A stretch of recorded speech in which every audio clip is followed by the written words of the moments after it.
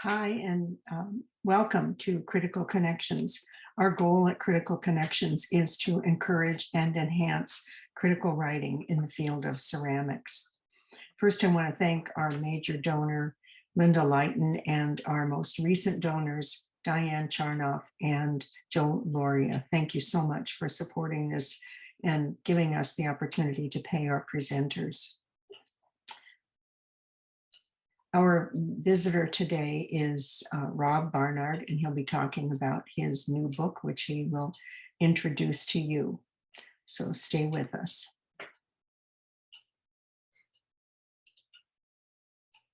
To answer, basically how to talk about it was to answer the questions that I kind of posed. And there are three of them. Where should contemporary craftspeople look for influence?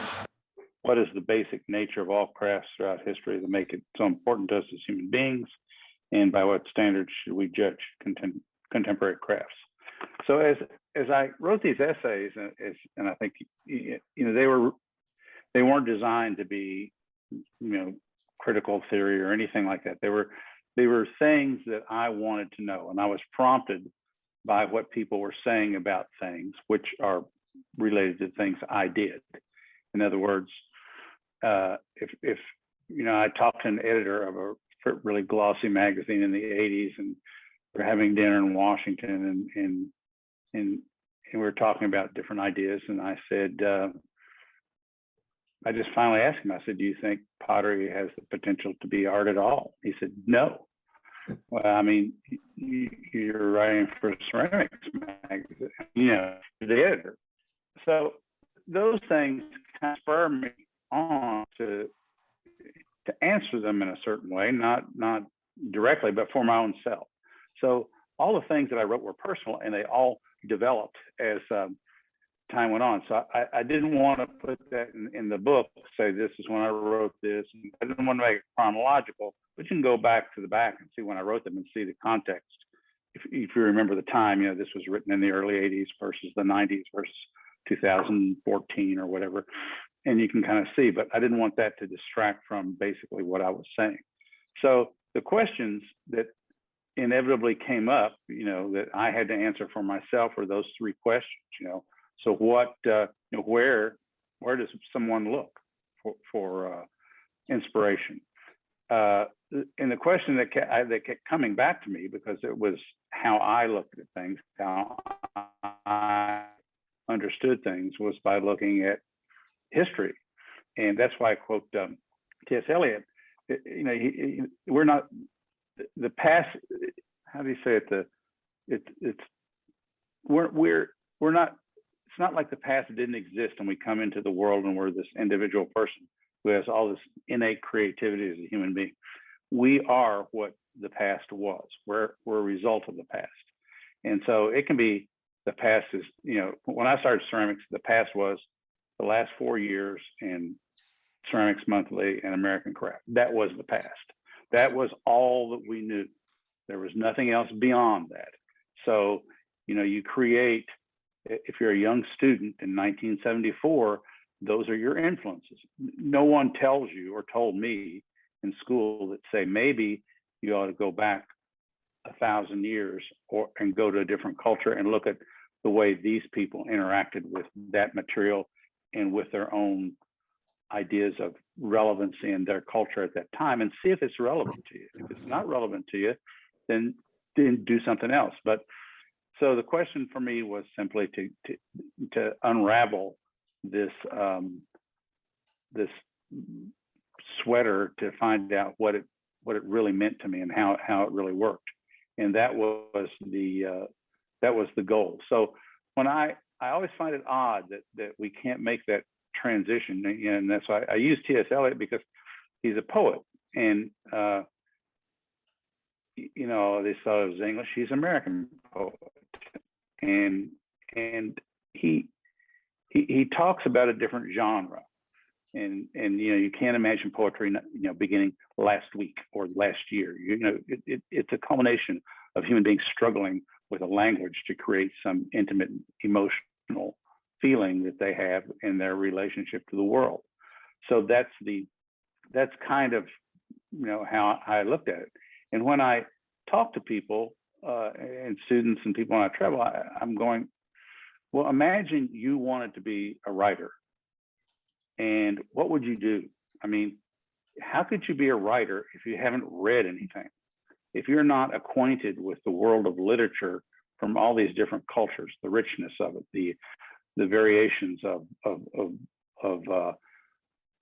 timing and the theme of things and the subject matter, all these things, and basic human emotions. So I had a friend one time who was a younger person who really wanted to write the great American novel, and I was just dumbstruck. And this was probably when I was 30, and he was probably 22 or 3 or something like that, and that was his goal. I'm going like, you haven't experienced anything. I mean, what are you going to write what's the stuff that you're going to write about? I mean, and I encountered recently another English teacher at the local university, and I was talking to him, and his wife had invited me over dinner. It was the first time I met him, and he was saying, how lamenting about the quality of the students, and I asked him about what he was teaching and how he taught, what he was thinking, and I said, how do you relate to them? What do you say to them, and how do you teach it? I just tell them to think about what they think about, and I'm going like, you don't teach them, you don't tell them to read. I mean, no, they have ideas. They just have to put them together. Well, I found that if you can relate the things that you do, which you're a human being and somebody else is doing something over someplace else, they're a human being, and they're all human beings are trying to resolve certain kinds of problems.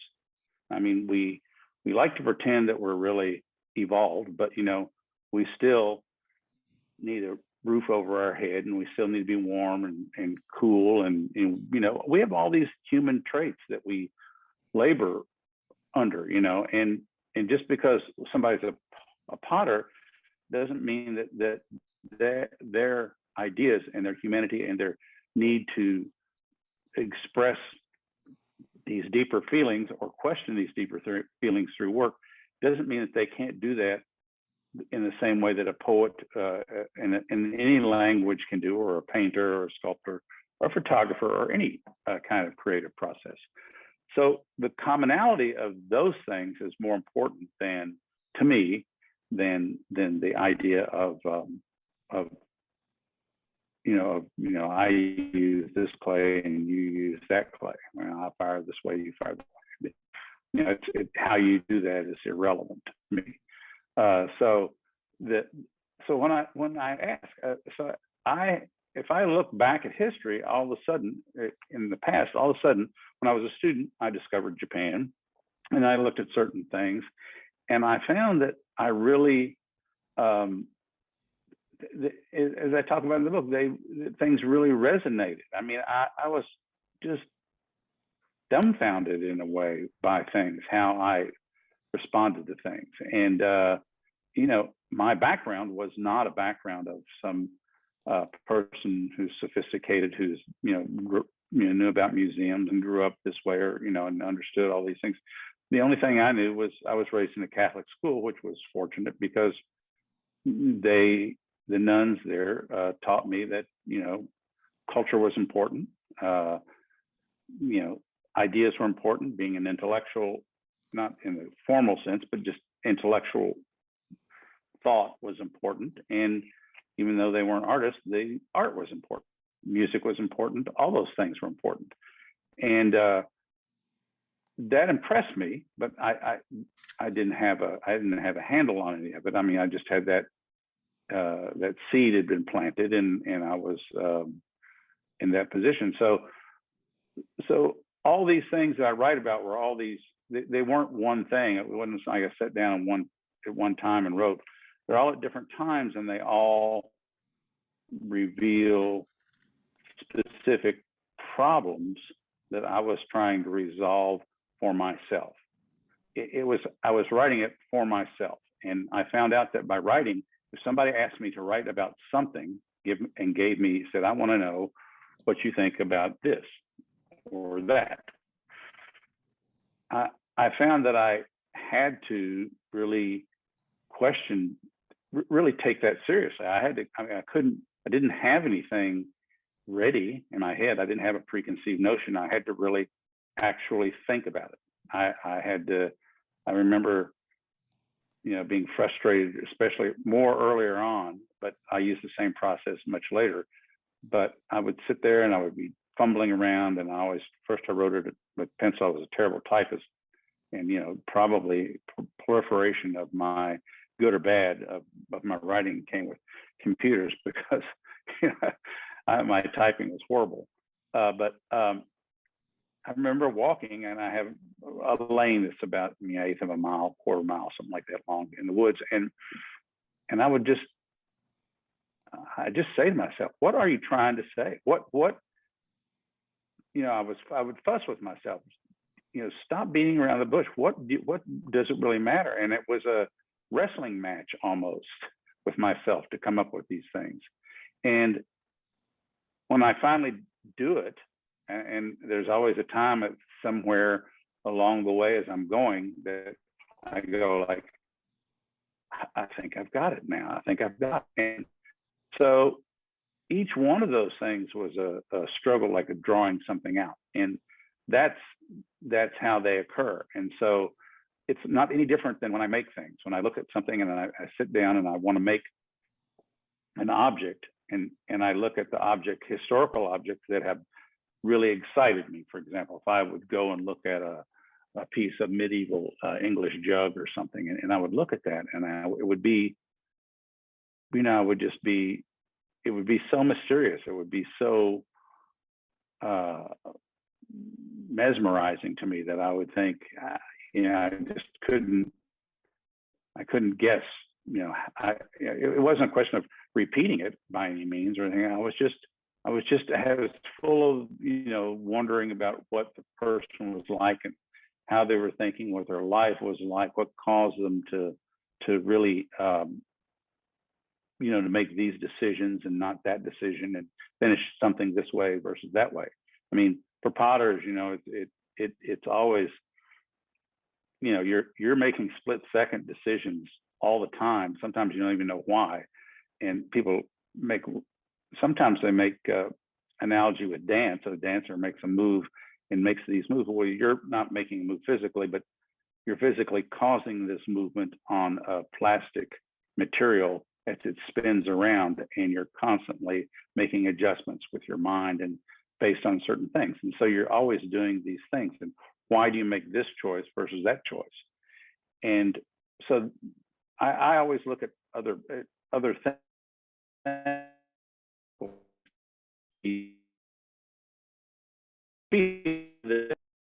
resonate with me. If I feel like if I were a tuning fork and that object was hitting me, and I goes, how do I feel? And why do I feel that way? What's my response? And so my goal, I get so excited when I see things that I want to make some things that do that same thing to me. I just got to think, I said, my internet is unstable. I know that. I live in the woods.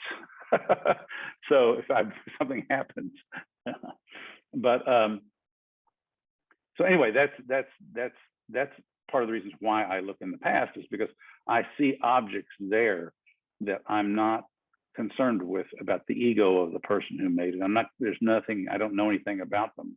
I'm only concerned with the object and how it resonates with me. So I don't care about, when the person was born, or I don't care about any of those things. It's just the residue of their life is in that object. And so that's what makes it so compelling to me, is that aspect of it. So I'm kind of going around in circles.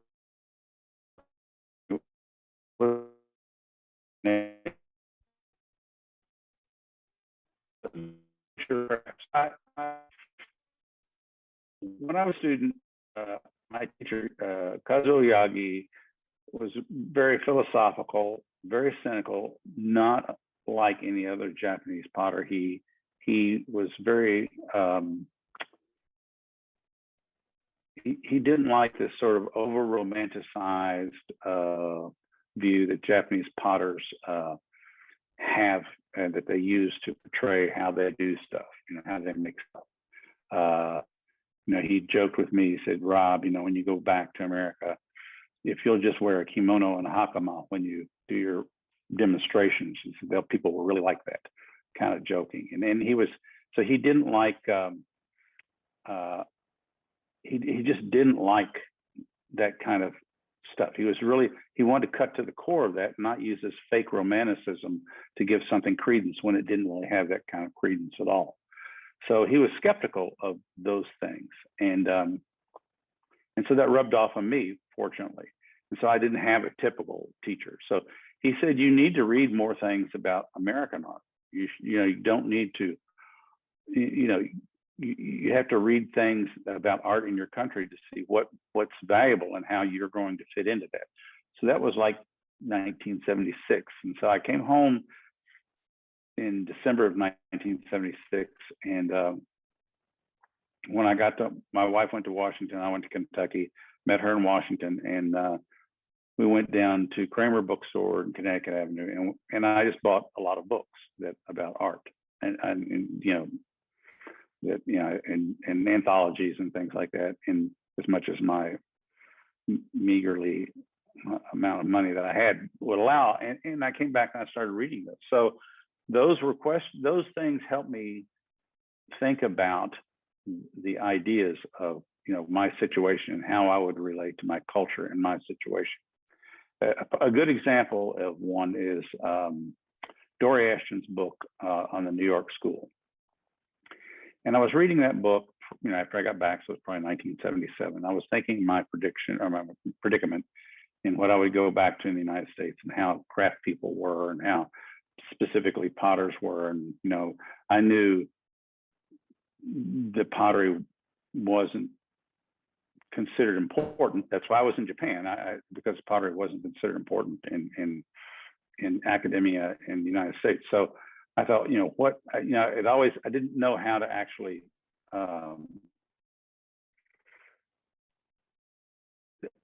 address that or understand it, or understand how to respond to it.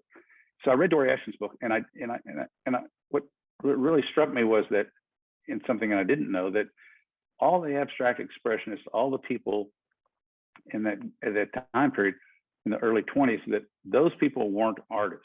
They weren't thought of as artists, just like craftspeople weren't thought of as artists.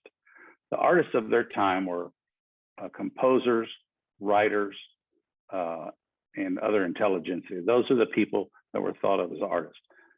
Painters and sculptors were decorative arts. You paint pictures of rich people, or you do.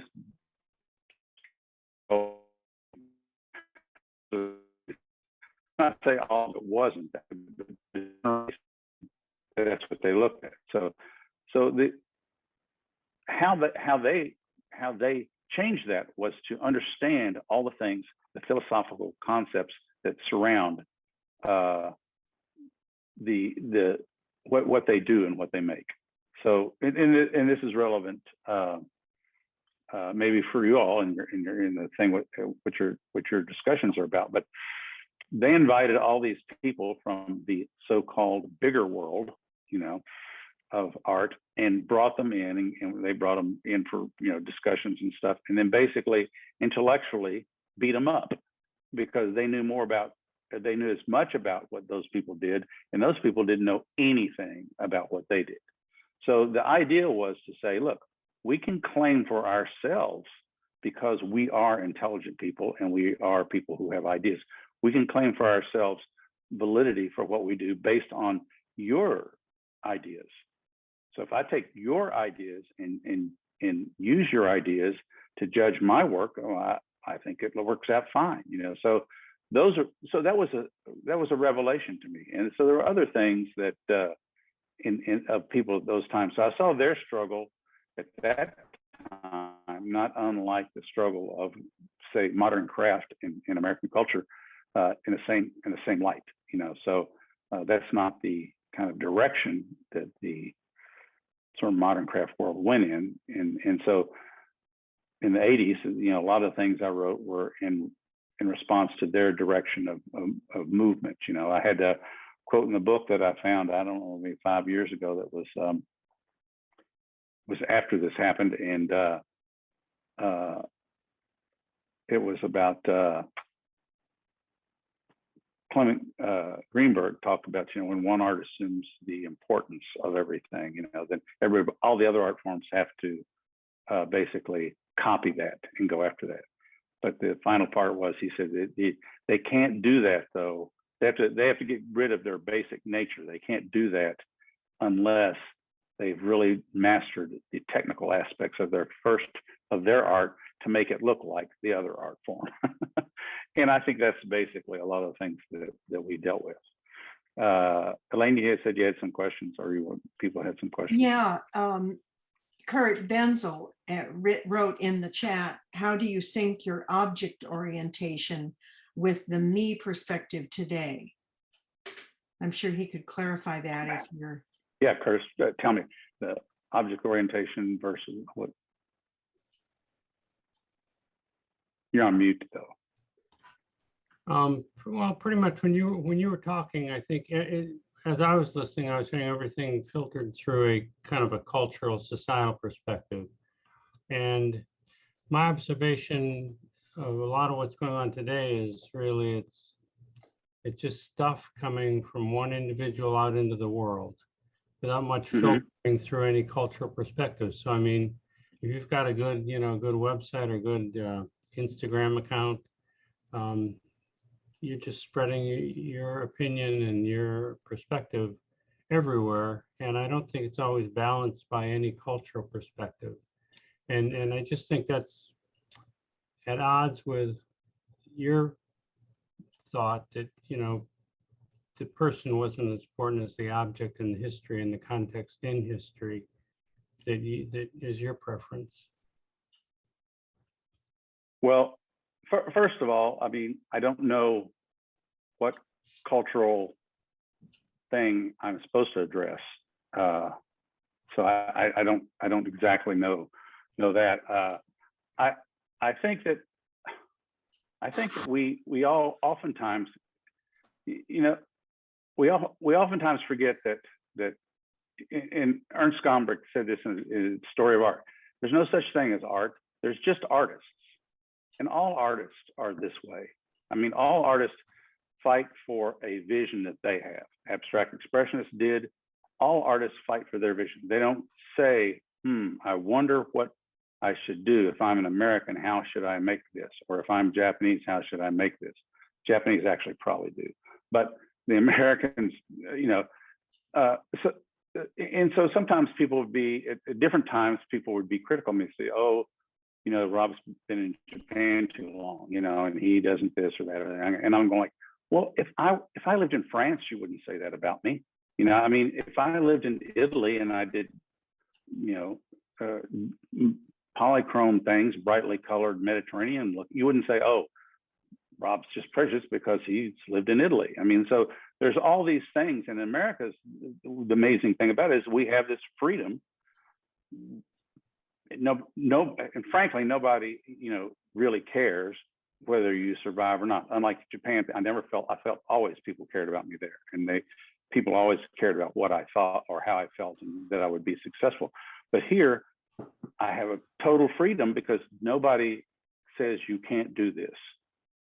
Nobody says that. I mean, nobody really supports you. I mean, you can do whatever you want to, but that's just the American culture, and the abstract expressionists, they were able to do what it is because nobody really bought their stuff. Once people started buying their stuff, people started, Rothko and all these people just had they all had difficult times being accepted culture, so I don't think, or I don't worry about, or I don't consider how I fit in here or fit in there, or what I do in that. And so I just make the things I make. And when I make something, if it resonates with me, then that's good enough for me. I mean, that's it. That's all there is. It's not any more simple than that. I don't over think it in the sense of whatever it is. And the writing comes after the fact. The writing I don't write because I'm trying to justify what I'm doing. I'm just trying to explain to myself how I feel about certain things that happen in culture. And once I can explain that to myself, then that's what's left. So I leave those things for people to agree with or disagree with, or however they want to take it, part of it or all of it, none of it. That's just the way it is. I don't know if that kind of answers your question. I'm not really sure. Well, I think I probably didn't explain it very well, but no, I'm not really addressing that to you. I mean, I kind of agree and appreciate your perspective and the way you kind of create a personal body of work. My concern is more how that your behavior jives with what I see a lot of on Facebook, Instagram, popular media culture, where I just see quantities of images without any apparent reference to anything beyond that day's image. I think I'm so new to both of those platforms. I mean, it's barely been a year, and so it's not like I purposely don't comment on things I do. I don't say date, time, size, whatever. It's just meant for somebody to look at and experience. Now I think I know what you mean in another sense, but that's being those. It's my dog. She gets jealous when I talk on the computer. That's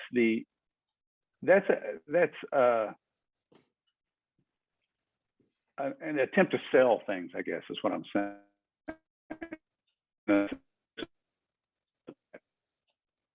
I think if I'm reading or understanding what you're saying right, that you're decrying this lack of some kind of anchor or reference to some bigger thing than themselves at a particular moment. Is that sort of right? Like, here's a picture of a flower today. I did this. I feel really good. I'm happy. And here's something, a piece of pottery, and it needs a home, and come get it, kind of thing. I mean, I'm not really sure. You probably know more about social media than I do. Because I just, other than post a picture, I don't do anything. I mean, that's it. I have no reference for it other than that. So my idea is to create a visual language, and if things that I make don't make my language understandable or grow or whatever, then I don't show it. I don't do it. It doesn't add to my language and doesn't contribute to these feelings that I have. And I don't really. I just don't think about it. I don't. People would sometimes say to me, well, do you have any seconds? I'm going, what's a second? I don't know. I mean, I don't know. How do you decide that? I mean, who decides that kind of thing? So if you're a writer, nobody pays you or looks at or cares about all the bad stuff that you've written that you've thrown in the trash can. You only can be responsible for what you put out into the world, and you have to be a really good editor about what you do. And I learned that from Yagi. I mean, he said that, when I was a student, he said, and all the things he would tell me, it takes me years to find the value. He said, you have to your work. In other words, look at it formally and examine it at every stage. So when it comes off the wheel, you have to look at it and you have to say, is it good or not? And if it's good enough, then you take it to the next stage. The next stage, when you trim it, take it off the wheel. Is it good enough? Yes or no? Make a decision about it then. Before it goes into the kiln, you make a decision about it. Is this worth firing or not firing? Comes out of the kiln, is this worth keeping or not keeping? When you have an exhibition and you clean it off and you say, is this worth exhibiting or not exhibiting?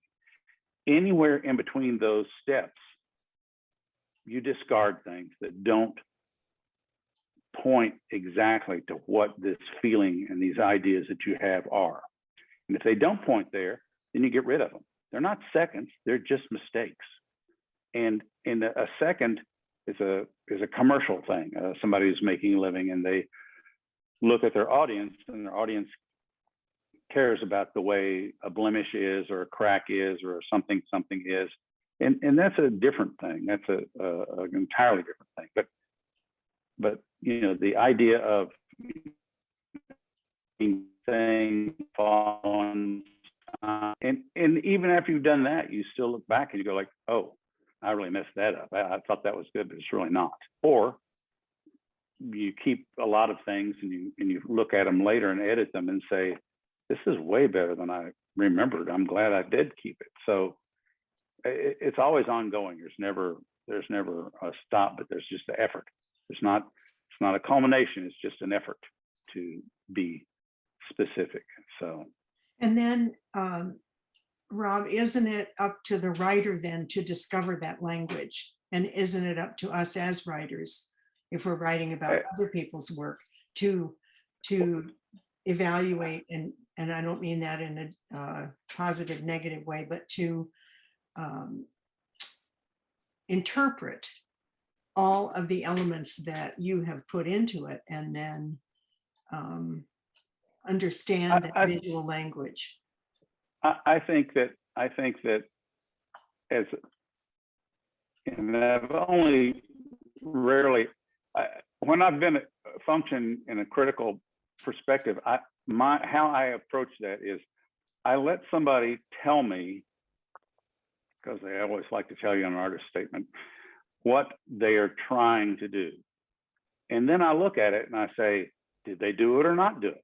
I don't bring my judgments to what they do. I just look at and see if they succeeded in doing what they told me they were going to do, you know, and that's one part of it. And the other part of it is I look at objects all the time. I mean, I would look at forks before I would look at sculpture. I mean, it's just how I'm just interested, or spoons, you know, I mean, I'm just interested in those kind of things. That doesn't mean that I can't appreciate Marc de Souvero or somebody like that, but or Henry Moore. But I'm just drawn to these other more domestic things. So I can't bring that aspect of it. I can't say, oh, this is good because it fits into this category of things that I like, or that's not good because it's not in my realm of, you know, taste or whatever. I can only go by what they tell me that they're trying to do. If they tell me that they're trying to be evocative and they're trying to create this thing, blah, blah, blah, blah, people say, and I'm going like, I just don't see it. I don't believe it, or I do believe it, or, you know, or they don't tell me anything and I see something in there that I'm going like, this is really powerful to me. I don't know what it is. And, you know, so I just approach it just like I would approach my own work. I mean, when I approach my work, the fact, I don't look at it as if it's my work. I just look at it if it's work. And if it's not exciting to me, because I know what I'm trying to get, you know, so if it's not exciting or doesn't do something for me, then I just discard it. I don't keep it. And so that's not to say I don't make mistakes in judgment, but, you know, that's my goal. So as writers, I think as critics you're almost like a sounding board to these people, you know, to people like me. So if I put something out, it has to reverberate off of something. Somebody has to say, I'm really compelled. This is really compelling, and by or not compelling, or it doesn't do what you say it does, or I don't believe it. You know, it's a question of believability. You know, I use this analogy. When you go to the theater, which I don't go to very often because I live in Timberville, probably once in 30 years, or a movie, which when my wife was alive, we consumed a lot of those, like one a week.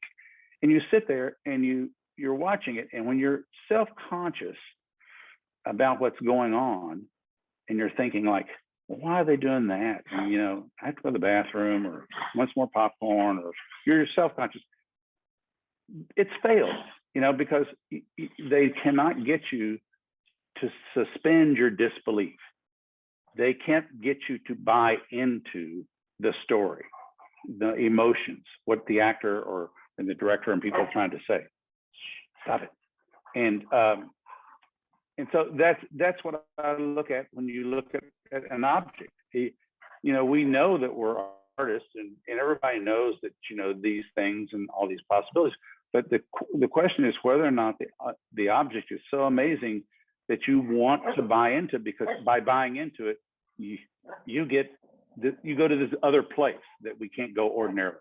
And art's about not being ordinary, but it's by taking something ordinary and experience it in a different way. So that would be my idea, you know, my goal of, you know, what to do and how to look at things. So I don't know if that makes sense, but I think that's, to me, that's a big thing. It's the question of whether or not an object can cause us to feel a way that we just couldn't feel without having seen that object, you know. And if you're a writer and it's a vocation and that's what you're doing and you're outside of the making part of it, the idea of devouring or to being a sounding board or to be an interpreter of it through, or a mediator of these things is it can only be achieved when you look at things and have the same kind of intense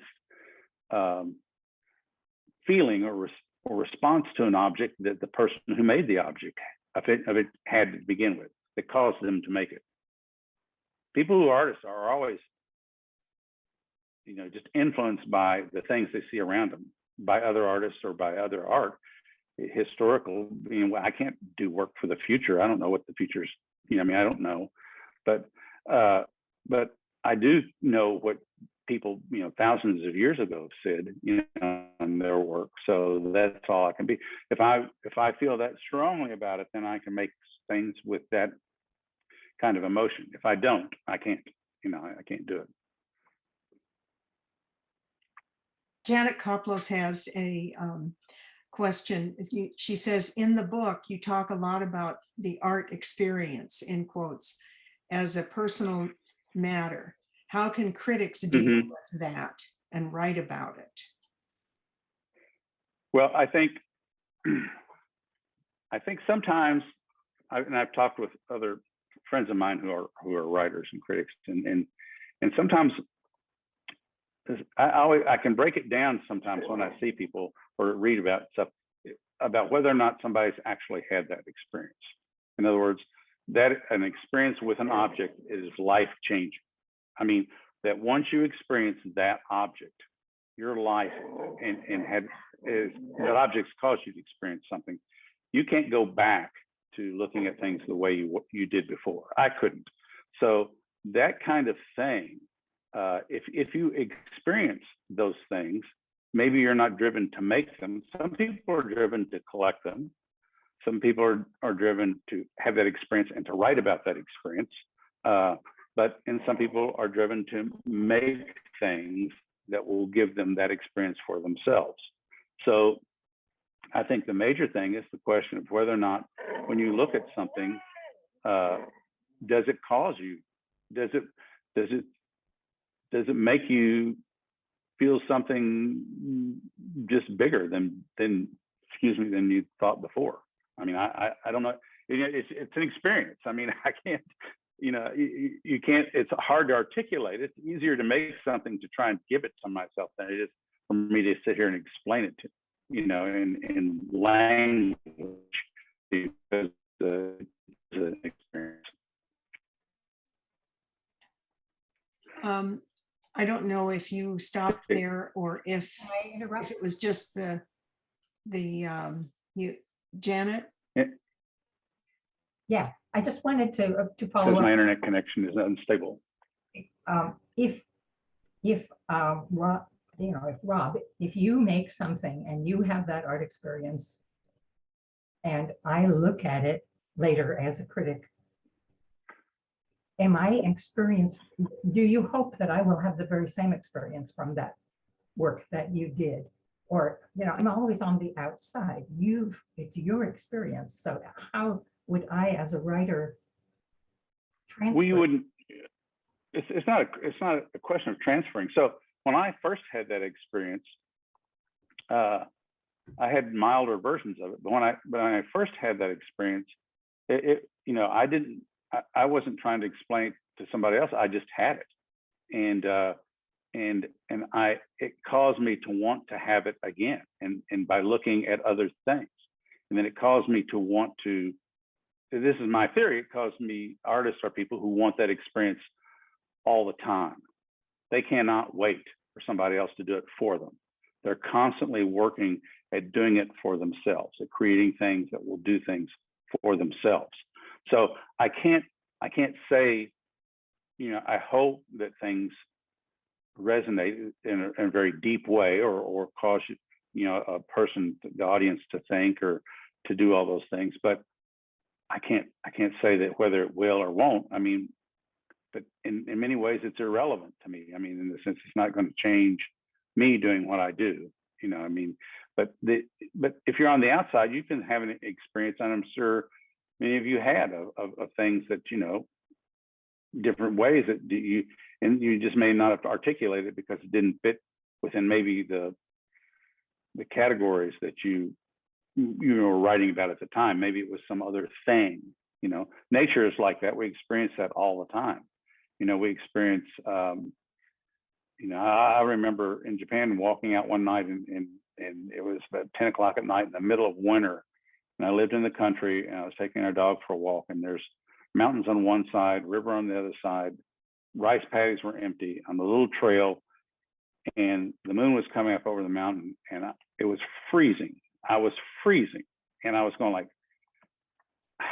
you know, and I just thought, I have to go in, but I couldn't. I was mesmerized. I was like, the whole combination of all of these things together created this moment that I was just the idea of it. I mean, you know, the contradiction of being really, really cold and wanting comfort, at the same time experiencing this some kind of beauty that is mesmerizing. It just, those two contradictions were just huge, and yet they culminate into one thing. So that's nature doing it. And so you know, when I make something, I want the same thing to happen that I experienced there. So if you look at something and you go, well, why does that thing have rocks in it? Or why is it lumpy? Or why is it this color? Or why isn't that color? Or it could be more classically beauty. It looks a little dumpy.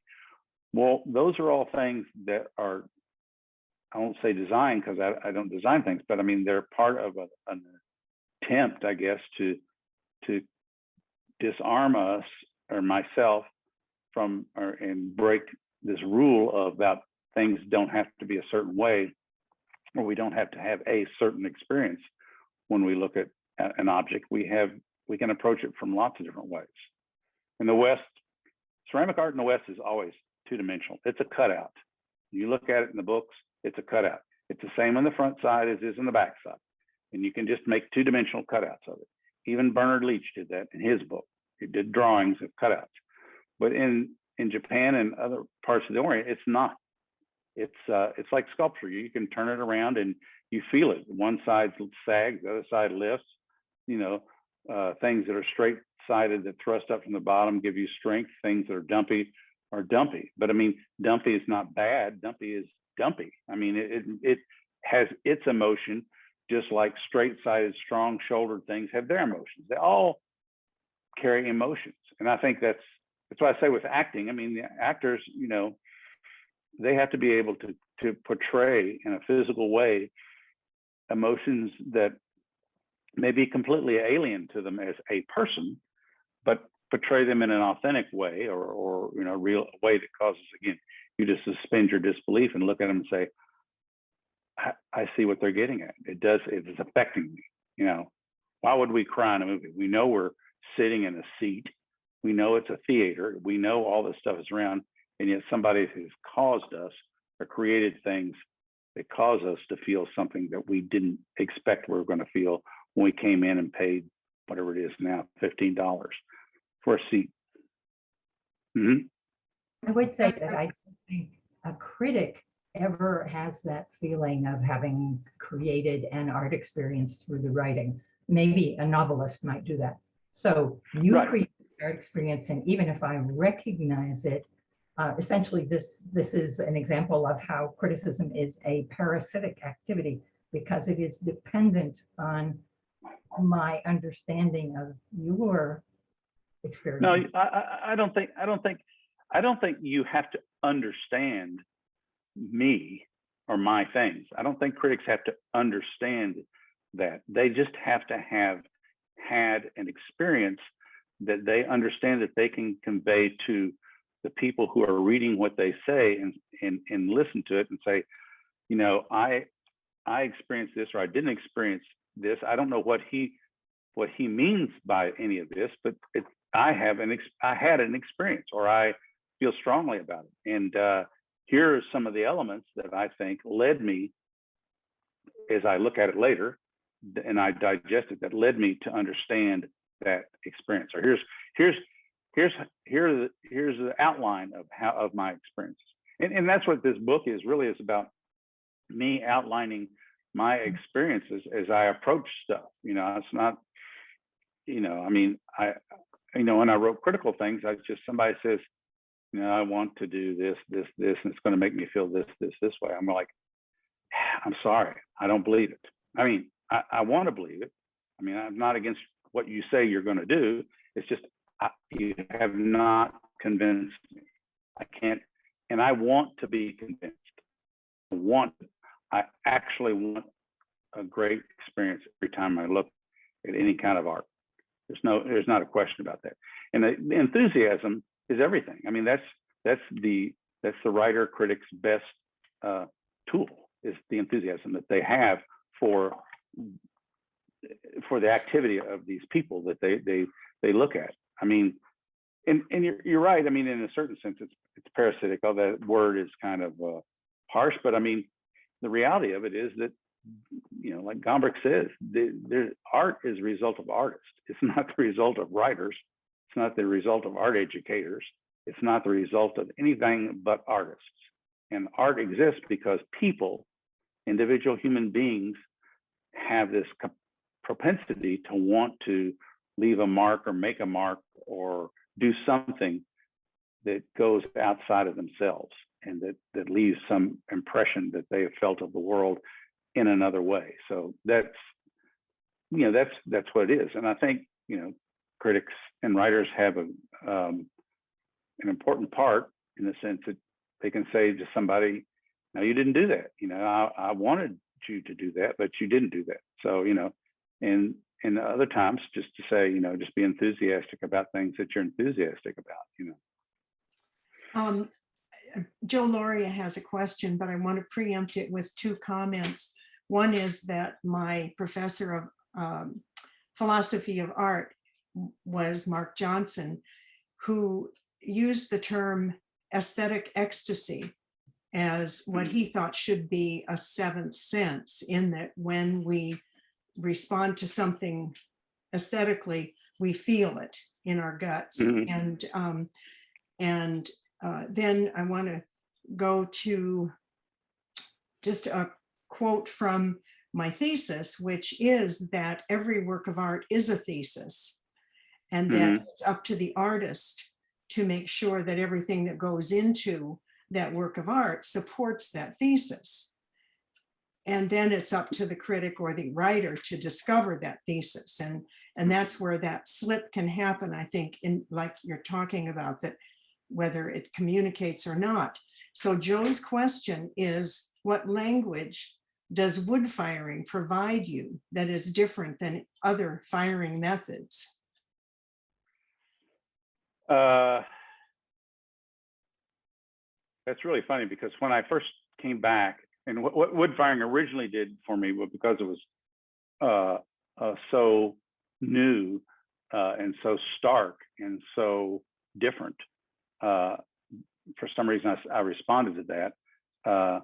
But I had that experience at the very beginning when I first started doing it, but it wasn't. I mean, I think one of that chapter I did on obsession with technique, I took a lot of people with wood firing to task, because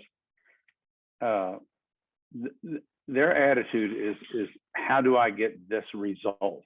You know, how do I achieve this color or this technique or this amount of glaze or whatever it is. And that's not any different than saying, how do I get crystalline glaze, or how do I get a tomoku glaze, or I did this. So it's just another shift away from something. So the rawness, Juco used the term chilled and withered in talking about tea works. And I like that, because the sense of something being raw in the fall and the raw weather and things like that, that it doesn't quite, wood firing, it lends itself to something not quite being right about something, and yet at the same time, in that imperfection, be perfectly imperfect. You know, I mean, there's a sense of it couldn't be any other way, even though it's got all these things in it. And you know, my teacher was against me doing wood firing, and for the reason that, you know, he said, like, any fool can take a piece of clay and flop it around and put it in a wood-fired kiln. It'll come out and be really interesting to people. I said, that's, you know, if you do that, you're going to retard your development as an artist. So the wood firing, and I don't do it as much now, but I mean, I do glaze things. But the goal of the glaze aids, which is actually very hard for me, is to create that same kind of feeling, but with me actually doing all the work, i.e. applying the glaze and all these things, as opposed to taking the work, making it, and then just putting it in the kiln, and then things happen. So it's a constant struggle to keep those things. So wood firing in and of itself is just it's part of the, maybe if I would call it the vocabulary of my work, you know, or, you know, some aspect of it. I mean, now the big thing is, so it used to be when I was in school, raku was a big thing, and salt glazing, and then wood firing came, and I said wood firing is going to be just as decorative as those other things became. And then now there's this whole movement among younger people, which I learned from the last year on Instagram, is this wild clay movement, and everybody's doing pieces. This is the clay I dug, and this is the way it was fired, and this is this, that. And I understand. I mean, I'm interested in the way clay looks, but I'm not. But no one says to the painter, how did you make that particular red? How did you grow? What chemical? What rocks did you use to make that red? They're only interested in the feeling that red, like in Rothko, gives them. They're not interested in whether or not he dug it himself. I mean, they're only interested in whether or not he used it in a way that conveyed deep emotion, that made you cry. That's the only thing he cared about. And so for me to go, you know, it'd be hypocritical for me to say this piece of work is good because it was wood fired and I dug the work myself and I cut the tree myself and I did all that. I mean, you can bake bread and still make crummy bread, even though you made it yourself. I mean, those things are irrelevant to the role of an artist. I mean, they'd be irrelevant to you as a writer. I mean, you can't use those kind of silly tricks to convey, you know, authenticity or sincerity. I mean, they don't work. I mean, so that's, I don't know if that answers the question or not, but I don't know. Well, just quickly, Rob, what I was trying to ask is, let's say you sit down at your potter's wheel and you throw 6 cylinders, all very similar. You know, you're in the rhythm. These are my 6 cylinders. And you decide, I'm going to fire 3 of them by wood firing. I'm going to fire 3 of them however you do your white ware. You know, as I looked on your website. What is behind that decision? Why are you looking to wood fire for some reason other than what you might do in a non-wood firing atmosphere? I mean, there must be, I mean, wood firing is pretty labor intensive. I mean, I could throw 6 cylinders and then put them all in an electric kiln that's computer operated and walk away, you know, and that would be that. But when you're wood firing, you have a certain amount of connection to the piece throughout the entire firing cycle. So is that part of the experience that you feel transfers somehow to the cylinder in the kiln? I mean, why are you deciding to do that process? That's all. I mean, I know a lot of artists who use wood fire, and I'm just trying to understand, what's the decision? It's all hard for me. I don't have an easy. If it's too easy, I'm really suspicious of it. I mean, and what I mean by easy is, and Yagi talked about this in one of this article that he gave me, a conversation he was having with the head of the Kyoto National Museum and a famous novelist, like in '78 before I left. And he said, we Japanese people who like pottery, we really like the tricks. He said, these certain glazes, or we're suckers for these kinds of things. And what he was talking about, it was really interesting to me. He was talking about Rosanjin versus Hamada. And so I thought, and my friends, Japanese friends, were surprised too when he, come on, get over here. When he, they said, Yagi came, he really likes Hamada. Can you believe that? And because we all thought he would like Rosanjin because he seems so much more artistic. And so the head of I forget his name now, Suzuki was his last name, the National Museum, he and Yagi were arguing with this writer novelist who grew up in a ceramic family and who was a big Rosanjin supporter. And they said, Rosanjin always shows you, he uses all the tricks. He knows how to pull every string. You always feel like you're being manipulated by him into some story. So if you read a story, for example, and this is what John Dewey was talking about, a novelist. He said, you always feel that the person who's writing the story, because he wrote this in '37 when writers were the artists, you always feel like that you're being manipulated by the story. He said, there's no personally felt emotion there. He said, you always feel like the outcome has already been decided before, they've already figured out what buttons to push, and they're going to push all of them to get you to like this. And you feel manipulated by that. So sometimes, I'm susceptible to that myself, and I have to really watch. So if I were working in an electric kiln, I would have a lot more control over these unusual glaze effects and everything like that. And at the end of it, I could make you look and think that, oh, he didn't really fire that in an electric kiln, did he? But it's just because I know these tricks, and because people know how to use them, and they know what your buttons to push. For me, if it's not hard, glazing is really hard for me, and I have not had a predictable outcome in any of the glaze firings I've had in 10 years. Not one. Wood firing is far more easily predictable for me right now. Maybe it's just experience, maybe whatever it is, I don't know. But it's all hard for me. It's all, I feel like, things are being drug out of me, after the last two glaze firings I've had, one last year and one this year, I wouldn't go to my studio for a month and look at things because I was afraid I'd throw them all away. And so it just, it's a struggle with yourself. I mean, I have, just like any other person, I have ideas about what I think are going to be good.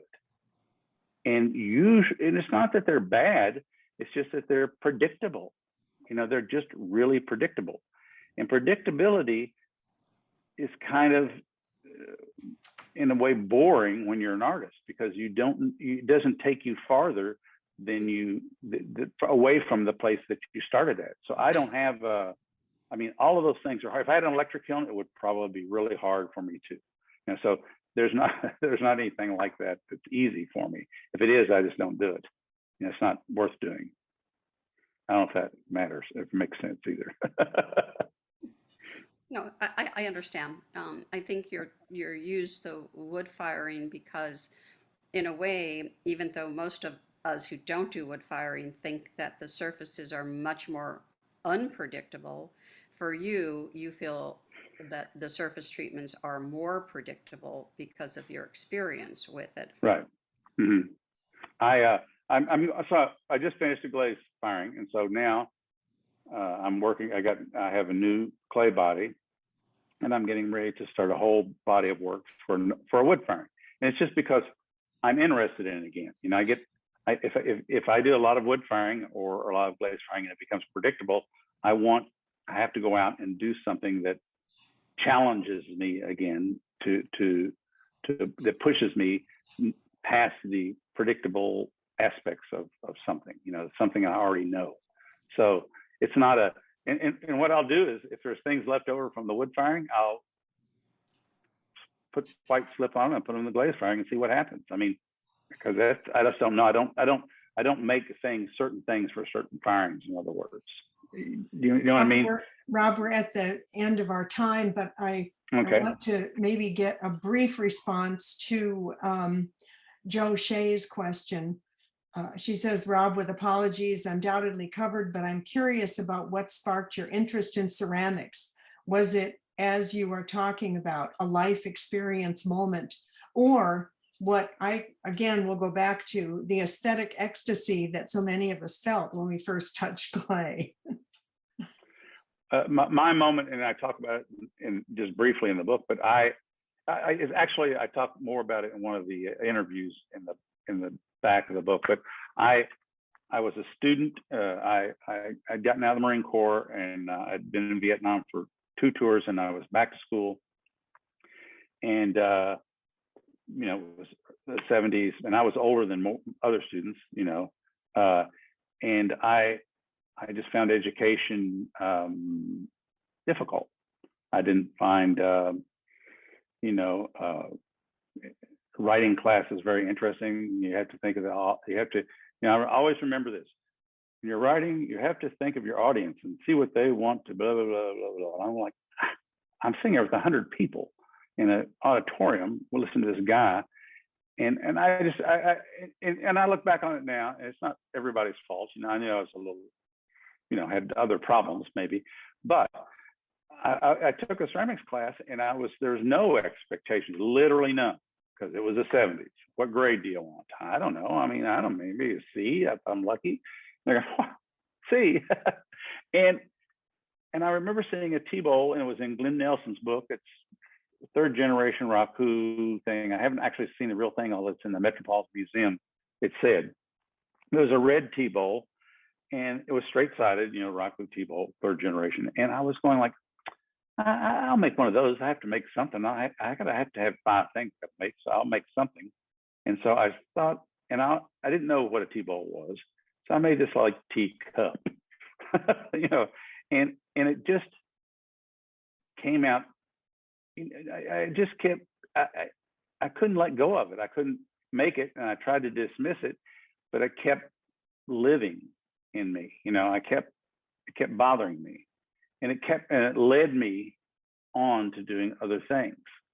And eventually, you know, once you know, it just, like I said, it's like unraveling a sweater. I just kept pulling at it and picking at it and trying to do it. And then I took it a second semester of it, and I kept trying to do something interesting, and I kept trying, and I didn't know what I was doing. And I go to the library, and that's how I found out about Japan. It's when I actually did look at books in those days. You could wander around. I started looking at pictures, and well, look at this. Well, that's just like, you know, look at this. And these are all important. They don't look important to me, but they all are important. So I gradually felt that. And the big moment, this ecstasy moment, as my wife's mother, my mother-in-law, was taking a class at the Freer. Dr. Lawton, who was director of the Freer, was teaching a class on Chinese bronzes. She goes up and says, my daughter's boyfriend really likes ceramics. Could he come up here and look at ceramics? And he goes, I'll give you a name. And he gave her the name of Mrs. Josephine Knapp, who was a curator, oversaw all the ceramic collection. So if you've never been to the Freer, you can make appointments, and they will take you down to the stacks and take things out and let you look at them. So she takes out this Ninsei jar from, you know, late early 1700s, late 1600s, and it's got it's squared, so it's real sharp squared edges. And I thought, well, that's really interesting. It's not it's unlike his others because it's just all black and brown, but it's maybe 12, 14 inches tall. And she said, but I liked it because it was dark and brown. I don't know, that's what I like. And she said, if you stick your hand inside, you can feel where he rubbed his finger up on four different sides to create the square, and then he gradually planed it out. And I said, can I? She said, sure. And I stuck my hand in there and I drug my finger up through that. And I was like, all of a sudden it was just bam. I mean, it's like, holy cow. This is a connection, direct connection of interest between me and this person in another whole culture 300 or 400 years ago, whatever. So that was, I remember walking out of there, walking across the mall. That was when they didn't have parking all over the place. And I remember I literally felt while I was walking on air. I mean, I was going, this is the craziest thing I've ever felt. And, and at that point, you can't go backwards, you can't. And so the question is, and I said this in the book, the question is, how do you go forward? What do you do going forward? How do you make things, it would be a tragedy not to live up to that person who made that thing that caused that to you.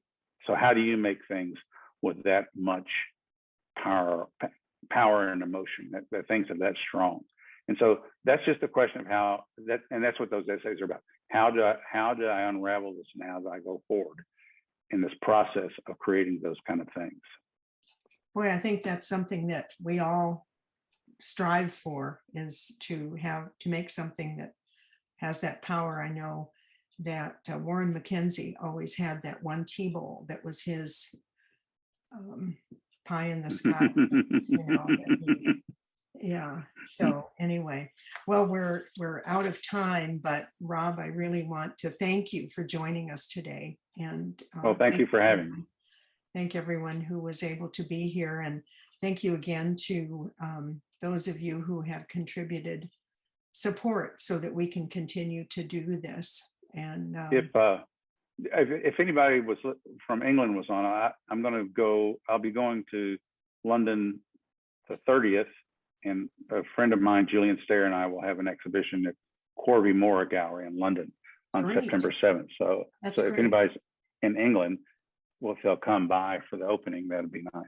Dr. Wendy Gertz is there, so we'll make sure she gets that message. Yeah, I'll put something on social media, but just in case nobody, whatever.